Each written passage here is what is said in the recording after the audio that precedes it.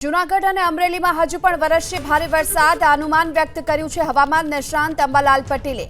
અંબાલાલ પટેલ મુજબ ભારે વરસાદ વરસી શકે છે। ઉત્તર ગુજરાત અને સૌરાષ્ટ્રના કેટલાક ભાગોમાં ભારે વરસાદની આગાહી કરવામાં આવી છે। 23 થી 26 ઓગસ્ટ દરમિયાન ભારેથી અતિ ભારે વરસાદની શક્યતા છે અને કચ્છના કેટલાક ભાગોમાં પણ ભારે વરસાદની શક્યતા વ્યક્ત કરી છે। તેની સાથે દક્ષિણ ગુજરાતમાં 27-28 ઓગસ્ટના રોજ વરસાદી માહોલ રહેશે। અમદાવાદ ગાંધીનગરમાં આજે સાંજના સમયે વરસાદની શક્યતા છે। હજુ પણ સૌરાષ્ટ્રના લગભગ ઉત્તરના ભાગો અને સૌરાષ્ટ્રના કેટલાક ભાગો, પશ્ચિમ સૌરાષ્ટ્રના ભાગો, કેટલાક જામનગરના આજુબાજુના ભાગોમાં હજુ ભારેથી અતિભારે વરસાદની શક્યતા રહેશે। જૂનાગઢના કેટલાક ભાગોમાં અને અમરેલીના ભાગોમાં પણ વરસાદની શક્યતા રહેશે।